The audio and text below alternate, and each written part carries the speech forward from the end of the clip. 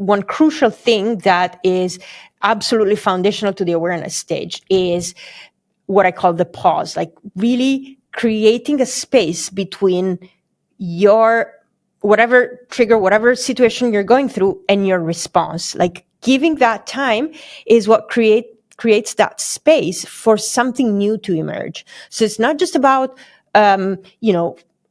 becoming aware and paying attention to the fact that you're having this response and why this response is happening. But it's also taking a moment before you go to your habitual coping strategy, which can totally be, what you do next. But creating that space, that gap, is what with time allows something else to emerge. And so that's where, we start laying the foundations for this work. So that's why stage one is so important, to create this habit of not going immediately to the response, but just slowing everything down. Especially, for example, we talk about anger. So that's definitely one of the examples, right? Instead of like going full blown, get angry, but just give yourself some time before you do whatever coping mechanism you are used to do. And that's the first step.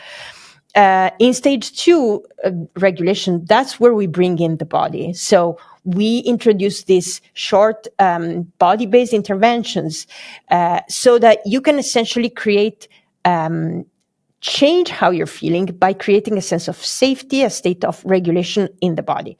So this is the stage where we see a lot of results and aha moments for people, because they realize that by doing these very simple practices, they start feeling more in control of how their body and brain respond to situations. And so this is, I would say these two stages alone are enough for people usually to get relief within the first few weeks. But then comes, the restoration part, which is where we need to go. Can you give an example of the body-based exercise? Like when you're saying that, is that, because I think that just to contextualize it for the listener, and so that they have something that they can be like, oh, I can go and do that. I can try that.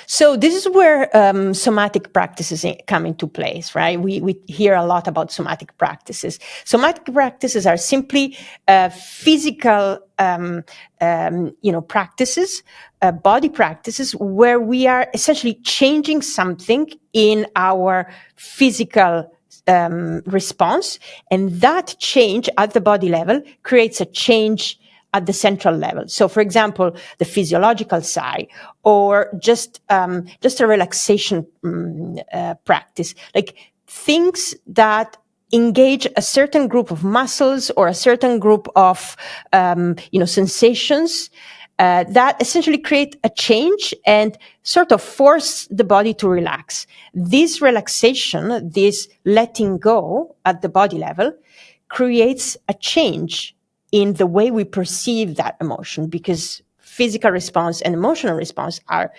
the two sides of the same coin. So if we change one, we are bound to change the other. And so because it's very difficult to change the mind with the mind, we're changing it with the body. So we're using the body essentially to create that change, that shift at the emotional level. And it works really, really well.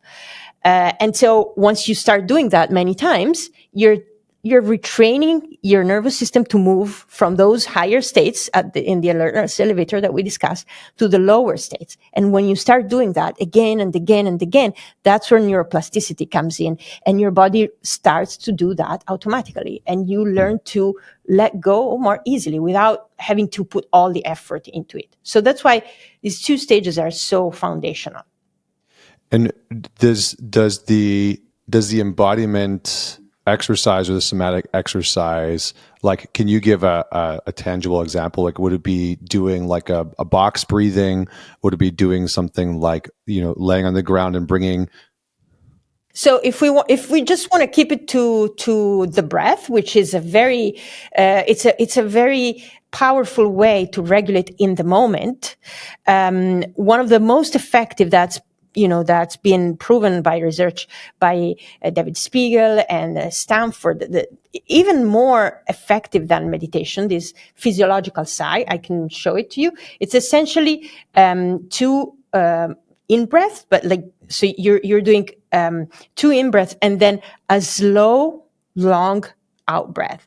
So in these two in breaths, essentially what you do is first you reach, let's say, halfway through your lungs, and then you completely fill your lungs in the second part of the in breath. So it's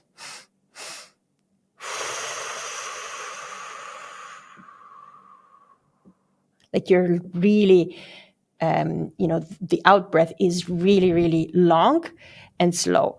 And if you do this several times, it completely changes your biology and your regulation in the moment.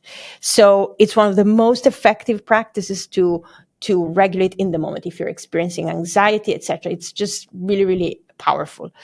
I'm also a big proponent of somatic practices that essentially relax the neck and shoulder area, because these are areas where we typically tense and carry a lot of tension whenever we are stressed, and then releasing, the area of, the abdomen and the lungs, etc. Like really releasing all of the upper part of the body, like the tension that is held at the upper part of the body.